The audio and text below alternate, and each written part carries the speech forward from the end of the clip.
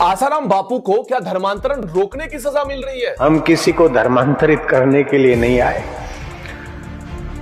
लेकिन जो धर्मांतरित हो गए प्रलोभनों से या इधर उधर किसी षड्यंत्रों के शिकार बन गए और वो घर वापस आते हैं, तो तुम्हें आनंदित होना चाहिए। तभी तुम्हारा भारतवासी कहलाने का अधिकार बनता है। भोले भाले वनवासियों को भ्रमित करके उनका धर्म परिवर्तन करवाना और इस बात को रोकने वाले आसाराम बापू आखिरकार किनकी नजरों में बहुत ज्यादा खटक रहे थे? आसाराम बापू ने सीधे सोनिया गांधी और राहुल गांधी पर निशाना साधा है। मां बेटे के इशारे पर साजिश रची गई है। बुखार लगने पर गलत दवाई देकर कह रहे थे कि तुम अपने भगवान का नाम लो और इस दवाई को खा लो, तुम ठीक नहीं हुए, अब तुम येसु का नाम लो और हम जो दवाई दे रहे हैं उसे खाओ, तुम ठीक हो जाओगे। ऐसे अनेक कारणों के साथ उन्हें मूर्ख बनाया गया और उनका धर्म परिवर्तन भी किया गया। वो रोकने का काम बापू ने किया। हमारे यहाँ सूरत में धर्मपुर डिस्ट्रिक्ट में ऐसे लोगों ने अस्पताल खोली, फिर गरीब लोग दवा लेने को आए, उसको बुखार हुए तो सी विटामिन की गोली देवे।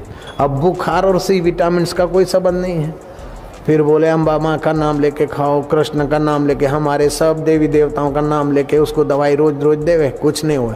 बोले देखो तुम्हारा देव में दम नहीं है, अब हमारा यीशु भगवान को मानो तो बिल्कुल यीशु भगवान की दया होगी तो तुम ठीक हो जाओगे। जिनके सत्संग के अंदर भारत के प्रधानमंत्री नरेंद्र मोदी सुद्धा आकर बैठते थे, अचानक से ऐसा क्या हुआ कि धर्मांतरण को रोकने वाले बापू के ऊपर एक से बाद एक एलिगेशन लगना आरंभ हुए और आज इतने वर्षों के पश्चात भी बापू जेल के अंदर है और एक बार भी उन्हें किसी भी प्रकार की बेल नहीं दी गई थी। ये कोई साजिश थी या फिर बापू किसी साजिश के शिकार हुए थे? इसीलिए ये दोनों चीजें आप लोग एक बार किसी भी लॉयर के पास जाकर पूछिए कि 9000 पन्नों का जो डॉक्यूमेंट है इस केस को पढ़े और केवल स्टेटमेंट के आधार पर अहमदाबाद केस के अंदर अटकाने वाले और स्टेटमेंट मिसमैच होने के बावजूद भी just because he was a famous personality उन्हें अंदर ठूसने वाले और पिछले इतने वर्षों से उन्हें आज तक एक बार भी बेल क्यों नहीं मिला, ये प्रश्न करने वाले सही क्या और गलत क्या, इसका उत्तर अवश्य ढूंढिएगा।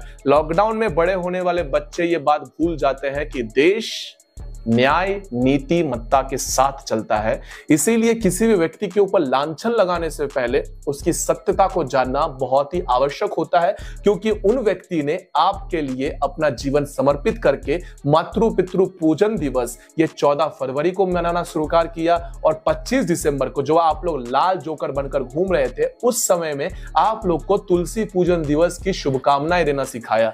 तो इस व्यक्ति के बारे में जितना हो सके उतना ज्यादा वीडियो बनाए और समझाए लोगों की कि आखिरकार सत्य क्या है और असत्य क्या है।